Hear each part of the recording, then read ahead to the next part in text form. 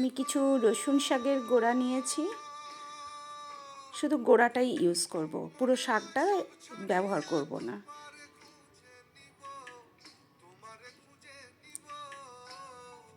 এই শীতকালেই পাওয়া যায় এই রসুন শাক, পেঁয়াজ শাক,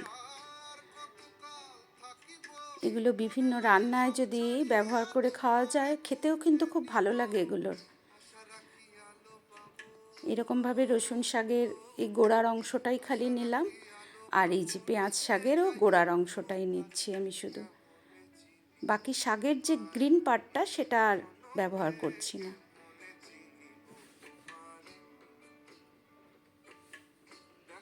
জাস্ট এরকম পাতলা পাতলা করে একটু কেটে নিচ্ছি।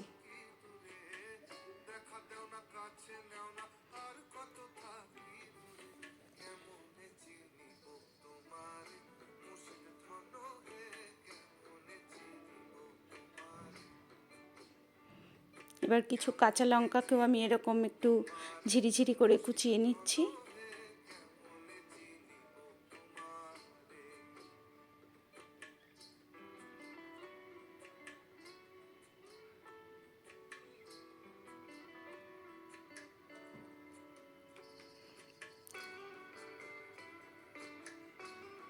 পেঁয়াজ, রসুন, কাঁচা লঙ্কা সব ভালো করে কুচানো হয়ে গেছে।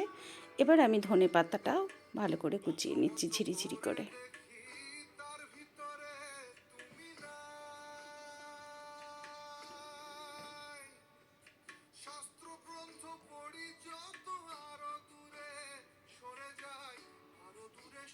এবার আমি নিয়েছি কিছু এগুলো সর্ষে ফুল। সর্ষে ফুলের আঁটি থেকে আমি সর্ষে ফুলটা বেছে নিয়েছি, শুধু মানে ডগাগুলো, ফুলের অংশটাই বেছে নিয়েছি। নিয়ে ভালো করে ধুয়ে পরিষ্কার করে একটু জলটা ঝরিয়ে নিয়েছি। নিয়ে বাকি এই যেগুলো কুচোলাম সব অ্যাড করে দিয়ে একটু হলুদ গুঁড়ো আর একটু নুন আর কালো জিরে এই সব দিয়ে ভালো করে আগে একটু মেখে নিচ্ছি। কারণ নুন দিয়েছি, এগুলো পেঁয়াজ, রসুন বা ধনে পাতা বলো, যা যা মেশালাম, ফুল, তাহলে একটু জলটা বেরোবে। তারপরে সেই বুঝে আমি এতে যে বাইন্ডিংস হিসাবে যেটা ইউজ করব সেইটা তারপরে অ্যাড করব। আমি চালের গুঁড়ি অ্যাড করছি এতে বেশি দেব না, এই জন্যই আমি এইভাবে আগে নুন দিয়ে ভালো করে এটা মেখে নিলাম, নিয়ে তারপরে চালের গুঁড়িটা অ্যাড করছি। সাধারণত আমি যে কোনো ফুলের এরকম বড়া করলে আমি বাইন্ডিংস হিসেবে যেটা ইউজ করি সেটা খুব কম দিই। এই যে দেখলে মাখা হয়েই গেছিলো, তবু একটু ড্রাই লাগলো বলে জাস্ট 1 টিস্পুন মতো আমি জল অ্যাড করলাম। কারণ জল যত বেশি থাকবে তোমাকে বাইন্ডিংস হিসাবে যেটা ব্যবহার করছো, সে বেসন, চালের গুঁড়ি যাই বলো, সেটা অতিরিক্ত দিতে হয়। তাতে কি হয়, বড়াটা আর খেতে ভালো লাগে না, মানে ফুল বা যেটাই থাকে সেটা অতটা মুখে পড়ে না, ওটাই মোটা হয়ে একটা লাগে, ভালো লাগে না আর কি, মোটা গ্যাদগ্যাদে টাইপের।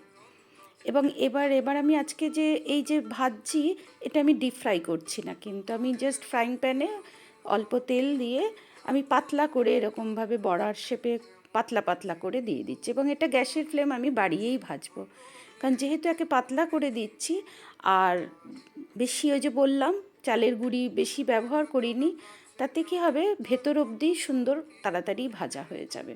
সেই জন্য এখানে সিমে করে রেখে ভাজার দরকার পড়বে না,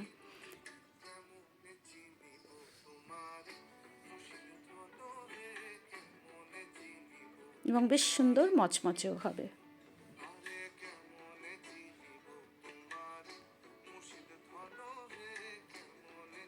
ব্যাস এগুলো উল্টে পাল্টে একটু মচমচে করে হালকা ব্রাউন রং ধরা অবধি ভাজা।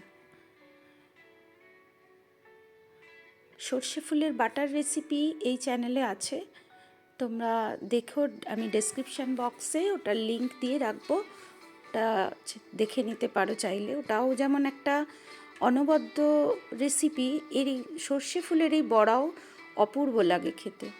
As a tea time snacks হিসাবেও যেমন এটা খেতে ভালো লাগে, তেমনি ভাতের সাথে মানে ডালের পাশে ভাজা হিসাবেও এটা দারুণ যায় আর কি।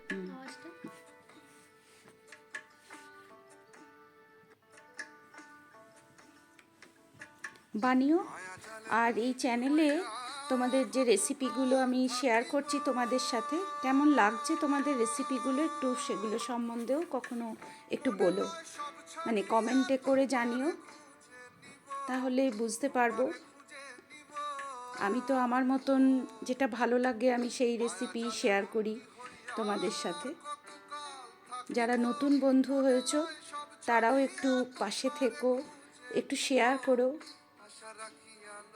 আর সাবস্ক্রাইব করে অল বেল আইকনটাকেও প্রেস করে দিও, তাহলে যখনই আমি কোনো রেসিপি এখানে শেয়ার করব তোমাদের কাছে নোটিফিকেশান চলে যাবে।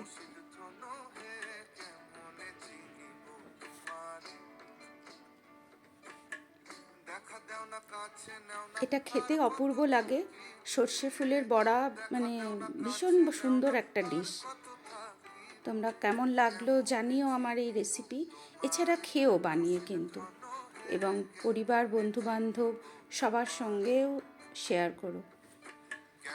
আশা করি ভালো লাগবে তোমাদের আজকের এই রেসিপিটা।